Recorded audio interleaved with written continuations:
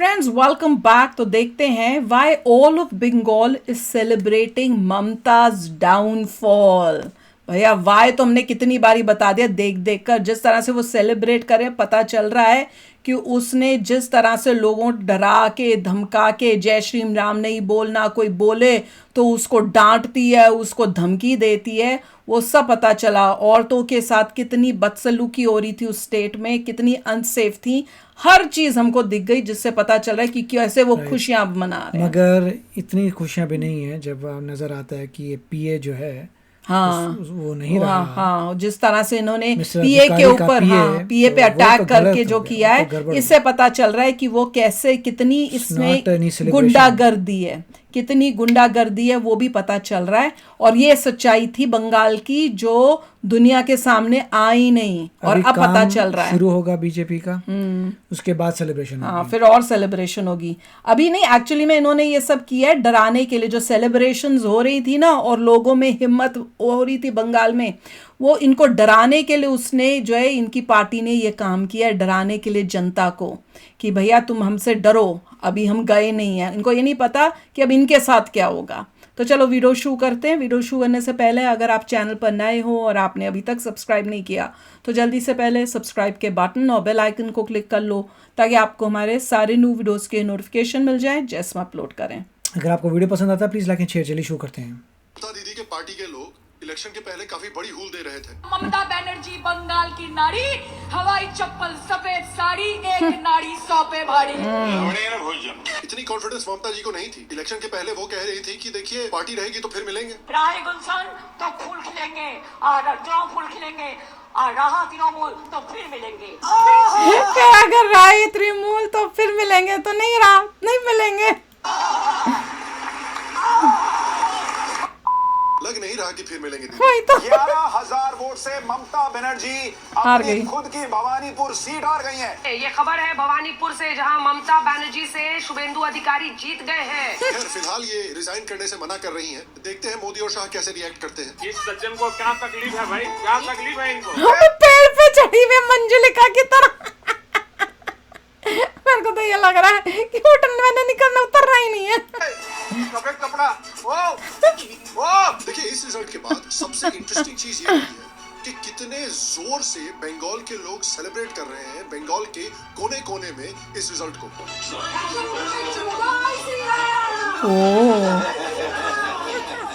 They are happy, but what they are saying is खुशी के आंसू। कुछ लोग काफी क्रिएटिव और एंटरटेनिंग तरीके से सेलिब्रेट कर रहे हैं।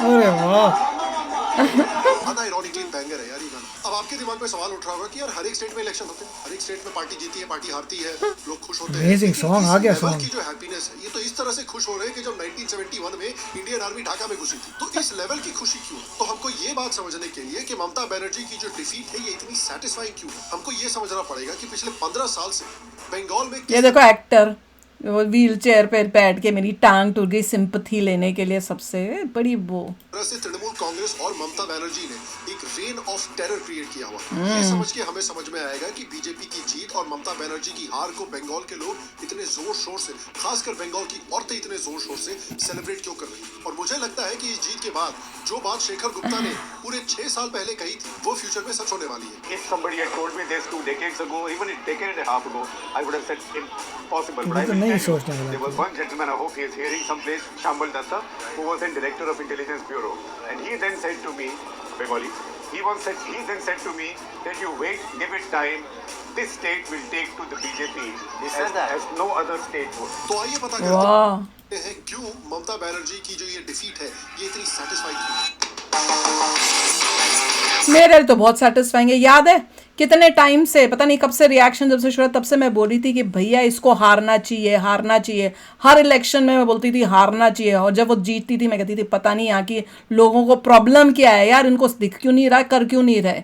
अब समझ में आया क्यों नहीं कर रहे थे, क्यों डरा के धमका के दबा के रखा हुआ था, वोट करने ही नहीं जाने दे रहे थे। पता नहीं क्या क्या गपले किए हुए थे इस ममता ने। आपका बहुत बहुत स्वागत है। मैं हूं सेकुलरिज्म का CEO श्याम शर्मा और आप सबको एक सेकंड तो जब से ममता बनर्जी हारी है उसके बाद से तो पूरी एक फ्लड ऑफ मीम्स निकल के आई है मैंने ममता बोला ही तो नहीं, कभी नहीं देखी। बनर्जी और टीएमसी पे। देखिए ममता जी क्या कह रही हैं अपनी हार के बाद।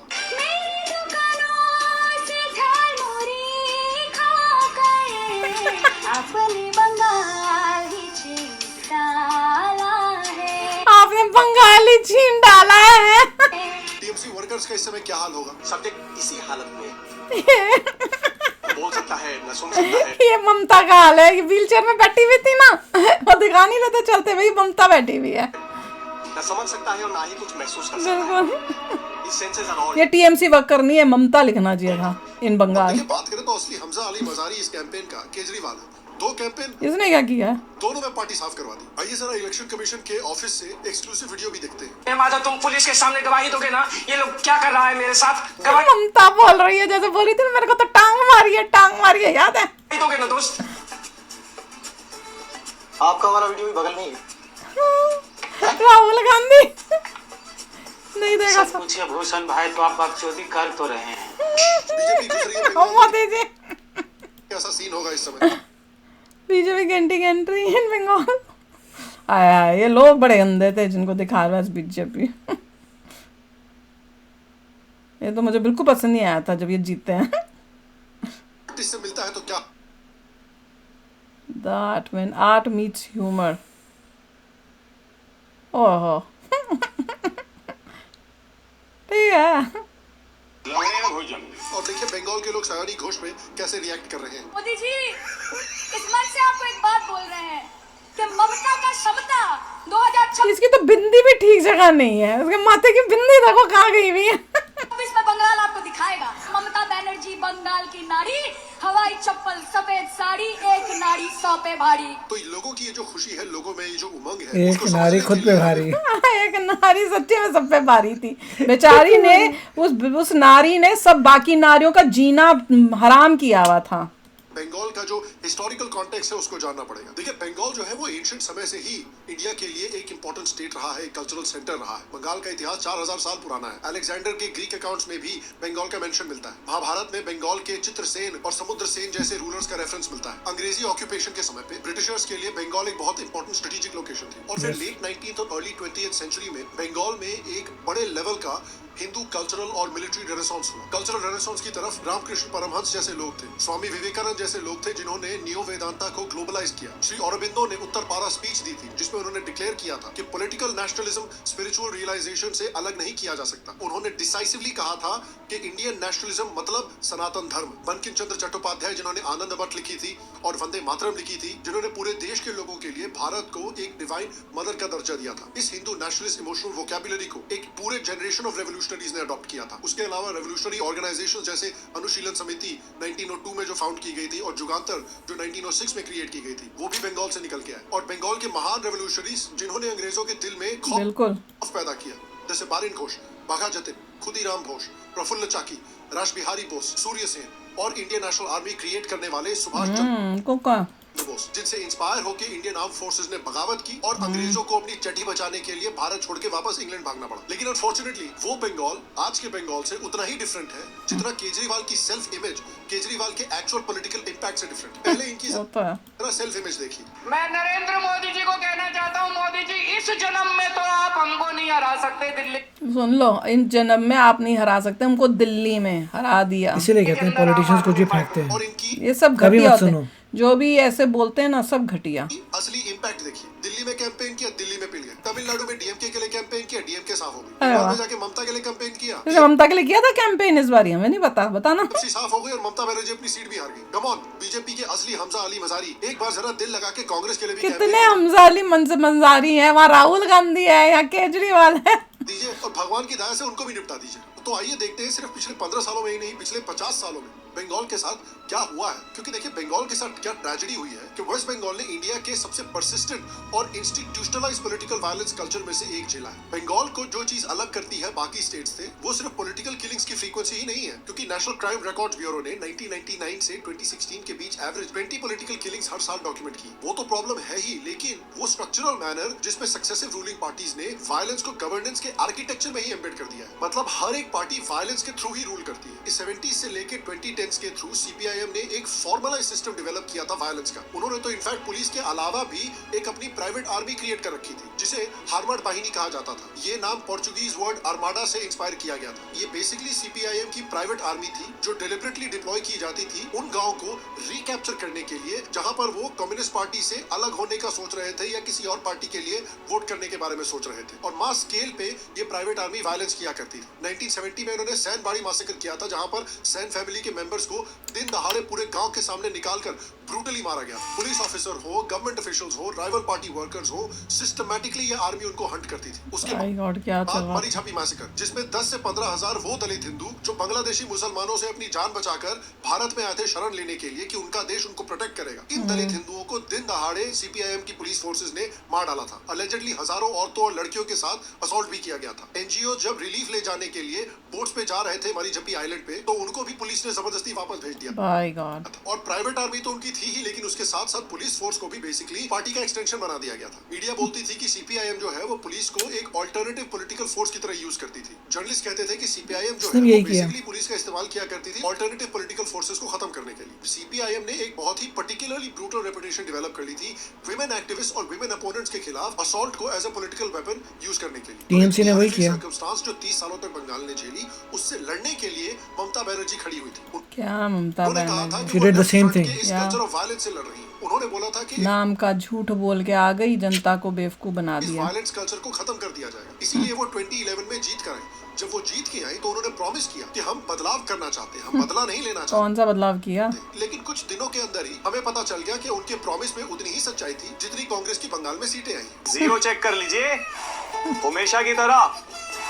उसके फंड है कांग्रेस में जीरो ये लिया इसने और बड़ा खुश हो रहा है जीरो लेके। 2011 में जैसे ही ट्रांजिशन ऑफ पावर हुआ वैसे ही तुरंत खबरें आने लगी कि तृणमूल कांग्रेस पार्टी के जो कार्डर्स हैं वो ढूंढ ढूंढ के हंट कर करके सीपीआईएम के वर्कर्स को मार रहे हैं। बेसिकली क्या हुआ कि कुछ ही महीनों के अंदर अंदर टीएमसी ने कम्युनिस्ट का पूरा वायलेंस वाला जो सिस्टम है इंफ्रास्ट्रक्चर है उसको अडॉप्ट कर लिया। जैसे सीपीआईएम का हरमत बाहिनी हमने ऐसे ही एक वीडियो किया था जिसमें बता रहे थे पूरी history of Bengal, west Bengal था। उसी तरह से टीएमसी ने भी अपनी प्राइवेट आर्मी नेटवर्क बिल्ड की जिसे भैरव बाहिनी कहा जाता था। और जिस तरह बिहार में बाहुबली हुआ करते थे 90s में उसी तरह से टीएमसी के जो बड़े गुंडे थे उनको दादा बोला जाता था बंगाल में। तो ये दादा भी अलग अलग टेरिटरीज पे कब्जा जमा के वो दादा था, मेरे को लगा दादा तो ये दादाजी टाइप। और वो वायलेंस का एज एन अल्टीमेट अपना बड़ा भाई या कुछ उसका की तरह इस्तेमाल करते थे। और फिर जिस लेवल का हॉरिफिक वायलेंस ये कम्युनिस्ट पार्टीज किया करती थी उससे भी बुरा वायलेंस हमें तृणमूल कांग्रेस की तरफ से भी देखने को मिल गया। इनफैक्ट 2018 का जो वेस्ट बंगाल का पंचायत इलेक्शन हुआ था उसको तो इलेक्टोरल सबवर्जन का एक लैंडमार्क माना जाता है। टीएमसी कार्डर्स ने ऑपोजिशन कैंडिडेट्स को नॉमिनेशन फाइल करने से रोकने के लिए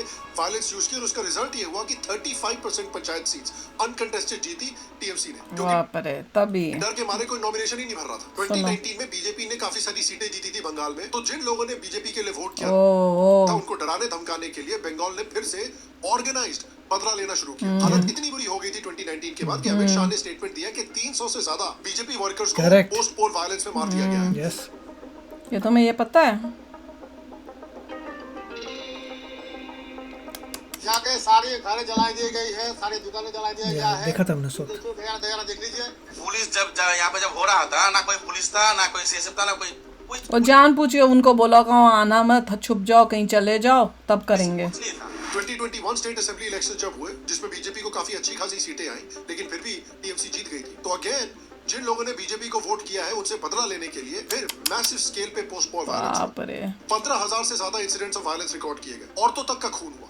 7,000 से ज्यादा औरतों का अपैरेंटली मोलेस्ट किया गया। अभी भी वो कोशिश कर रही है। सारे लोगों को, बहुत सारे दूसरी पार्टी के वर्कर्स को डर के मारे असम, झारखंड और ओडिशा भागना पड़ा अपनी जान बचाने। गलत बात ये तो है भाई पोस्ट पोल वायलेंस किस तरह से ये इंडिया में हो रहा है। ये लोगों को डरा धमका के मार के अपने लिए वोट करवाते थे। उसके अलावा देखिए औरतों के साथ इन्होंने क्या हाल कर रखा था। ममता बनर्जी खुद एक औरत है, उनको एक इंस्पिरेशन माना जाता था जब वो 2011 पता नहीं कौन का इंस्पिरेशन, मुझे तो कहीं पे भी उसकी कभी इंस्पिरेशन लगी ही नहीं। पे जीत के आई आई थी कि देखिए औरतों का बंगाल में उद्धार होगा, जिस तरह से औरतों को परेशान किया जाता था कम्युनिस्ट पार्टी के रूल में। लेकिन देखिए ममता बनर्जी ने क्या कर दिया। 2022 में एक 14 साल की लड़की को एक टीएमसी के पंचायत मेंबर के बर्थडे पार्टी में असॉल्ट कर दिया गया था। उस लड़की की बाद में मौत हो जाती है उस असॉल्ट से। इनिशियली पुलिस ने कोई एक्शन नहीं लिया, रिपोर्ट भी नहीं फाइल की। जब पब्लिक में हंगामा बढ़ने लगा, जब मीडिया ने इस बात को उठा लिया, उसके बाद कलकत्ता के हाई कोर्ट ने ऑर्डर दिया सीबीआई इन्वेस्टिगेशन के लिए, तब ये केस आगे बढ़ने लगा। Bengal Chief Minister Mamata Banerjee's take on the Hashkali incident has created huge uproar in the नहीं, उसी के लोग हैं, इनको बस बचाती है ये। वो हॉस्पिटल का जो केस हुआ था उसमें भी ये बचा रही है।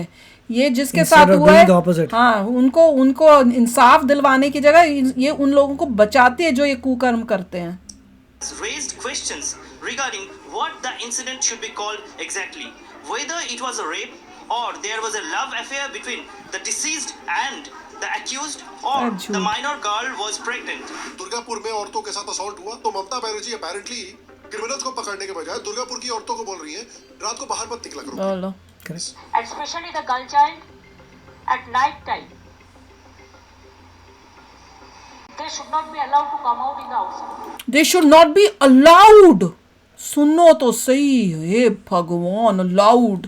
फरवरी 2020 जैसे अपने घर में खुद ही बैठी रहे ना, you are not allowed to come out of your house ever. में नॉर्थ 24 परगना है, उसमें संदेश खाली गांव है, वहां से बहुत सारी औरतें निकल के आई थी जिन्होंने बोला था कि सालों से लोकल टीएमसी लीडर जो है शेख शाहजहां और उसके जो टट्टू हैं वो सिस्टमैटिक असॉल्ट कर रहे हैं औरतों के साथ। इन औरतों की फैमिलीज की जमीन छीन रहे हैं, फोर्स लेबर करवा रहे हैं और बेसिकली इन गुंडों ने और पुलिस ने एक क्रिमिनल नेक्सस बना के रखा शेख शाहजहां दिख रहा है नाम से ही कौन है। सारी औरतें निकल के आई, इतनी सारी औरतों ने आके बयान दिया कि उनके साथ किस तरह की घिनौनी हरकतें हुई है। इसके रिस्पांस में ममता बनर्जी ने क्या किया, सुनिए। And everybody knows, ladies and gentlemen, that Mamata Banerjee has supported Sheikh Shahjahan. इसका She तुमने stood सुना on the तो floor of the Bengal Assembly and supported him.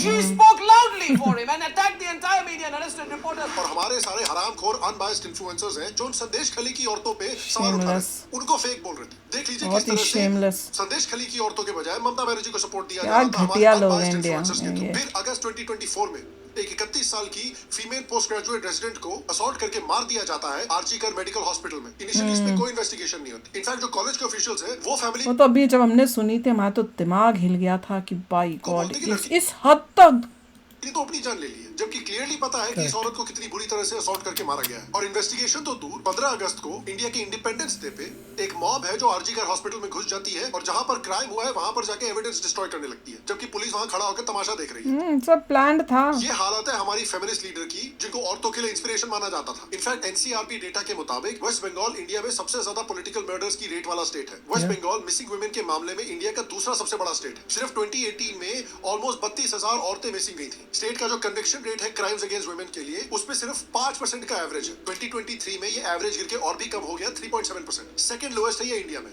Waste Bengal Bharat का नंबर 1 स्टेट है इकोनॉमी में नहीं भैया, एसिड अटैक्स में और अटेम्प्टेड एसिड अटैक्स में 2018 से 2023 के बीच में। इन सब चीजों के बावजूद हमारे अनबायस्ड इन्फ्लुएंसर साले ममता बनर्जी को सपोर्ट दे रहे हैं फुल। देख लीजिए किस तरह से सपोर्ट मिल रहा है। और देखो इन संस्कारी सनातनी लोगों ने औरतों की कितना शर्म ही नहीं आती है, रिस्पेक्ट करनी भी शुरू कर दी है। फाइनली अब ममता का रेन ऑफ टेरर खत्म हुआ है, इसलिए औरतें इतना खुश हैं, इसलिए लोग इतना सेलिब्रेट कर रहे हैं। बीजेपी लीडर शुभेंदु अधिकारी जिन्होंने हराया है ममता बनर्जी को उनके ही घर में, उन्होंने बोला है कि जो पुराने फाइल्स हैं पोस्ट पोल वायलेंस से रिलेटेड उन सबको खोला जाएगा और जो विक्टिम्स हैं उनको इन्हीं के तो पीए को उन्होंने अभी रिसेंटली किया है, उसकी भी न्यूज़ करेंगे अभी हम। वो भी देखो कितना शॉकिंग है। वो तो उनको तो पहले हमने तो कहा है कि यूपी से बुलाओ पुलिस सारे ऑफिशियल्स और करें पकड़ें एक एक को पहले ताकि सेफ्टी रहे वहाँ। तो उसके अलावा जो तीसरी बड़ी बात है, जो मैसिव इन्फ्लक्स हो रहा था इलीगल माइग्रेंट्स का बांग्लादेश से, इन सबको बुला के सेटल किया जा रहा था। इनको आधार कार्ड दिए जा रहे थे, इनको वोटर बनाया जा रहा था ताकि ममता बनर्जी का जो मुस्लिम वोट बैंक है वो बरकरार रह सके और बरकरार रह सके। वहाँ की पूरी जो डेमोग्राफी है वो चेंज करके वो अपना फिर उसको अलग से कंट्री डिक्लेयर कर देती, वो मुस्लिम वोट बैंक का इस्तेमाल करके पावर में रह सके। हालत ये हो गई है कि बंगाल में पॉपुलेशन मुस्लिम्स की 30% से भी ज्यादा बढ़ चुकी है। कर लो बात। उससे रिलेटेड ये प्रॉब्लम है कि ममता बनर्जी जो है वो बॉर्डर फेंसिंग के लिए जमीन नहीं अलॉट कर रही है, तो बॉर्डर पे फेंस नहीं बन पा रही है, जिसका मतलब कि बड़े आराम से डेली भारत में घुसते रहते हैं। और सिर्फ बंगाल में तो रुकते नहीं है, वेस्ट बंगाल के नेबरिंग जो एरियाज है उनमें भी ये घुसे जा रहे हैं। फॉर एग्जाम्पल अगर आप ईस्टर्न बिहार को देखें तो वहां पे भी मुस्लिम पॉपुलेशन है वो बहुत तेजी से बढ़ी है। किशनगंज पूर्णिया जैसे जो डिस्ट्रिक्ट है उसमें तो मुस्लिम पॉपुलेशन 35। वो तो धीरे धीरे दिल्ली तक तक घुस रहे हैं। 50% तक पहुंच गई है। असम में भी यही हालत हो रही है। दूसरे स्टेट्स में भी जो है दिल्ली में कितने आ गए हैं? बंगाल के थ्रू फनल किए जा रहे हैं और इसकी वजह से क्या हो रहा है कि बंगाल में ही नहीं बहुत सारे एरियाज में इंडिया के ईस्टर्न बिहार जैसे मैंने बोला वहां पर हिंदू अपने घर में ही माइनॉरिटी होते जा रहे हैं। ये तो हुआ लॉ एंड ऑर्डर की बात, इलीगल इमिग्रेशन की बात। उसके अलावा आप करप्शन को भी देखें। तृणमूल कांग्रेस ने एक सिंडिकेट का सिस्टम क्रिएट करके रखा हुआ था जो कंस्ट्रक्शन मटेरियल सप्लाई को कंट्रोल करते थे और उससे घूस खाते थे। टीएमसी इसके बंदे ने, जहांगीर ने तो वो AK-47 की फैक्ट्री खोली पड़ी है। ने तो इसको पूरा एक इंडस्ट्री में ट्रांसफॉर्म कर दिया था। इनका सिंडिकेट राज और जो एक्सटॉर्शन रैकेट था वो सिर्फ कंस्ट्रक्शन तक ही लिमिटेड नहीं था, मैन्युफैक्चरिंग, लैंड सेल। जहांगीर ने नहीं, इसके खुद के नेफ्यू ने यार, इसका जो खुद है जो जहांगीर था कि ये था, पता नहीं कौन था। हेल्थ केयर, कॉलेज एडमिशंस, हर जगह घुसा हुआ था। एक स्टिंग हर जगह करप्शन, हर जगह घूसखेरी। टीएमसी एमएलए सब्यसाची दत्ता ने खुद कैंडिडली एडमिट किया था कि सिंडिकेट राज काफी जोरों शोरों से बंगाल में चल रहा है और एक्सप्लेन किया था कि इस सिंडिकेट राज से जो रेवेन्यू आता है वो इलेक्शन एक्सपेंसेस के लिए इस्तेमाल किया जाता है। टीएमसी ने अलेजेडली गवर्नमेंट वेलफेयर स्कीम से किकबैक्स एक्सट्रैक्ट करना सिस्टमैटाइज कर दिया था। पंचायत प्रधान डिमांड करते थे कि सेंट्रल गवर्नमेंट बेनिफिट्स का 1% उनको दिया जाए तभी बेनिफिशियरी लिस्ट में नाम डाला जाए। पीएमएआई हाउसिंग फंड से, रिलीफ मनी से, राशन डिस्ट्रीब्यूशन तक सब चीजों से कट लिया जाता था। और इसलिए उनका जो रेन ऑफ टेरर है वो फाइनली जो 4 मई को खत्म हुआ, इसलिए औरतें इतना सेलिब्रेट कर रही है। देखिए कैसे फूट फूट के रो रही है। आप लोग 15 साल से अत्याचारित हो रही है। आप लोग देखा है बांग्ला वो कह रहे 15 साल से अत्याचार हो रहा था, आपने देखा है। के साथ क्यों बलात्कार होती थी तो हमारा जो मुख्यमंत्री तो कैसा बात करती थी। वो बोलती थी हमने को भी तो 15,000 टका दिया जाएगी, जो फूलने भरे 40,000 दिया जाएगी, क्योंकि आप लोग जानते हैं मेरा कामधुनी में मेरा सहेली के साथ बलात्कार हुआ था। इसके किसी के साथ किया था। वो मुख्यमंत्री ने बोला था जब मैं महावादी हूँ तब से मेरा फैमिली का ऊपर मेरा ऊपर टर्चर शुरू हो गया था। मैं जेल भी खटी, मेरा घर पे बम मारी, मेरा खून का हुक्की ने बहुत कुछ सहना पड़ा, किंतु इंसाफ नहीं मिला हमको। My God. सहेली को इसलिए हम चाहते थे जब बांग्ला का माँ उनको इंसाफ मिले। और फाइनली उनको चैलेंज करने के लिए एक लीडर आया है जो पहले उन्हीं की पार्टी में हुआ करता था, शुभेंदु अधिकारी। देखिए अमित शाह उनके बारे में क्या कह रहे हैं। शुभेंदु दा हमारे नंदीग्राम से लड़ना चाहते थे। मैंने शुभेंदु दा को कहा था कि सिर्फ नंदीग्राम नहीं, ममता के घर में जाकर उसको हराना है। और देखिए शुभेंदु अधिकारी किस तरह के बयान दे रहे हैं। नंदीग्राम का हिंदू जनता फिर मुझे जिताया। वहाँ मुसलमान वोट पूरा के पूरा टीएमसी को मिला। देखो बोलो, ये लोग बहुत कट्टरवादी, इसलिए मेरा मार्क ठीक है। इसका कोई आइडियोलॉजी नहीं है। आईपैक, कुछ पुलिस और कुछ गुंडा, खास करके एक समुदाय का कुछ गुंडा के ऊपर इसका पार्टी था। पार्टी खत्म हो जाएगा। সব হিন্দু ঘরে ধ্বজ একদম সেপারেট করে দাও। এখানকার এই সব জিহাদি মৌলবাদীদের সাথে আমাদের আর সব মন্দিরে লাইট লাগাও এবং হর্ন দাও গোটা গ্রামে। जो हेमंता ने सामे के वही ये अब वेस्ट बंगाल में करेंगे। हमारे साथ, हम उनका साथ, सबका साथ सबका विकास। बंद करो नो नीड संख्यालघु मोर्चा। ভালো থাকুন। জয় শ্রীরাম। গুন্ডা সোজা করার দপ্তরে নামি इधर एक बड़ा गुंडा है, be careful, I have a doctorate in fixing goondas. জঙ্গল মালিক ডালিম পান্ডে, অনুজ পান্ডে, খলিলুর সব আমার হাতে জব্দ হয়েছে। তারপরে अब करे सीधा इनके खुद के पीए के साथ जो कर दिया, अब ये पकड़े, जल्दी से करें, इनको सजाएं दें, पकड़े जेलों में। ये सुनने को चाहिए हमें। और इनके रेन ऑफ टेरर की हालत ये है कि इतनी कन्विंसिंग हार के बावजूद भी इनका रेन ऑफ टेरर अभी कंप्लीटली खत्म नहीं हुआ है। जिस आदमी ने ममता को हराया यानी शुभेंदु अधिकारी, उनके पीए को इलेक्शन के अगले दिन ब्रॉड डे लाइट में गोली मार दी गई। मतलब वो आदमी जिसने इतनी मेहनत की कि उनके बॉस शुभेंदु अधिकारी और बीजेपी बंगाल में बड़े मार्जिन से जीते, वही न्यूज़, वो बेचारा अपनी जीत सेलिब्रेट करने के पहले ही मर गया। और इसीलिए मैं कहता हूँ ममता बनर्जी और टीएमसी जैसी पॉलिटिकल पार्टीज को इंडियन पॉलिटिकल सीन से कंप्लीटली और अटरली ऑब्लिटरेट करना पड़ता। खाली ये नहीं, they need to, according to law, उनको पनिशमेंट प्रॉपर मिलनी चाहिए। अगर ये लोग ये सब करके भी खुलेआम रह सकते हैं तो क्या लॉ ऑर्डर है, क्या सेफ्टी है, क्या क्या एग्जाम्पल सेट हो रहा है देश के अंदर। के बाद टीएमसी में कुछ नहीं, they need to be punished जो जो इन्होंने कुकर्म किए हैं। ये रीजनल पार्टीज हैं जो कल्ट पर्सनालिटी पे चलती हैं और इसलिए बीजेपी को लॉ एंड ऑर्डर को फ्री हैंड देना चाहिए। इनका जितना बाहुबली और गुंडों का टेरर इंफ्रास्ट्रक्चर है उसको पूरा खत्म करना चाहिए। बहुत सारे important दादा है। माफिया खत्म, सारा भैरव बाहिनी खत्म, सिंडिकेट राज खत्म, कट मनी सिस्टम खत्म। और ये सब चीजें होंगी तो हो सकता है कि ईस्टर्न इंडिया भी डेवलप, क्योंकि देखिए इकोनॉमिक टर्म्स में इंडिया में एक ईस्ट वर्सेस वेस्ट डिवाइड है, यानी वेस्टर्न इंडिया जो है वो ईस्टर्न इंडिया के कंपैरिजन में कहीं ज्यादा प्रॉस्पेरस है। और होपफुली अब ईस्टर्न इंडिया का इकोनॉमिक रिवाइवल बंगाल से शुरू हो सकता है। देखिए संजीव सान्याल जो इकोनॉमिक एडवाइजर है to the government of India, वो भी यही कह रहे हैं। The key to the eastern half of India is reviving Kolkata specifically, West Bengal generally, but specifically Kolkata, because high growth in all over the country is ultimately driven by a handful of high growth urban hubs. So any other urban hubs. और इसीलिए मैं आपको बता रहा हूँ कि ममता बनर्जी की जो हार है वो इतनी सेटिस्फाइंग क्यों है, इससे बंगाल के लोगों को इतनी खुशी क्यों हो रही है, क्योंकि ऑलमोस्ट कश्मीर जैसी हालत हो रखी थी बंगाल की। बट मैं आपसे पूछना चाहता हूँ कि आपके हिसाब से ममता बनर्जी का जो रेन ऑफ टेरर था उसका वर्स्ट एस्पेक्ट क्या था? मुझे तो सबसे पहले देखना है एक एक बंदा जिसने क्राइम किया है उनको पकड़ के पहले जेल में डालो और सजाएं दो।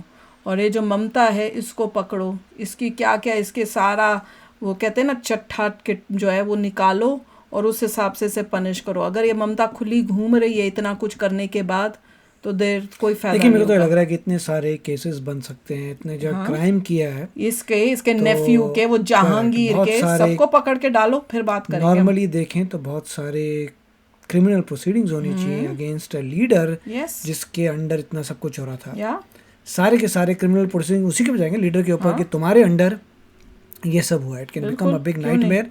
अभी शुरू क्यों नहीं, आई डोंट नो। और मुझे सबसे ज़्यादा जो गुस्सा आया वो आज मैंने इसकी एक्चुअल वो सुनी है जो उसने बोला कि the women should not be allowed. मुझे लगा था वो उनको ऐसे ही बोल रहे कि आप मत निकलो, कुछ इस तरह से बोल रही होगी। 8 PM लग रहा था वो भी 7 बजे, पता नहीं 7 बजे बोल रहे, 7 बजे के they should not be allowed. अबे तू कौन होती है अलाउ नॉट अलाउ करने वाली? हद होगी। मैं तो वो सुन के नहीं, it is not her party, she was involved in it, इसका भी हाथ था। जहाँ तक मुझे लग रहा है उसके अंडर क्या चल रहा है वो बिल्कुल कंट्रोल नहीं कर पाई। इतनी अच्छी है, खुद ही उसको पता था कि शी न्यू कि मैं इसी वे से ही बन के रहूंगी एंड वो इसी का फायदा उठा के इतने सालों तक राज कर पाई है। तो चलो यार आप भी शेयर करना अपने थॉट्स। चलते हैं, मिलेंगे नेक्स्ट वीडियो में बहुत ही जल्द। Till then take care and bye bye. तो अगर आप मेरे इस चैनल पे नए हो तो जल्दी से सब्सक्राइब के बटन को हिट करो और बेल आइकन को क्लिक करो ताकि आपको मेरा जब नया वीडियो मैं लगाऊं आपको उसके बारे में जल्दी से पता चल जाए।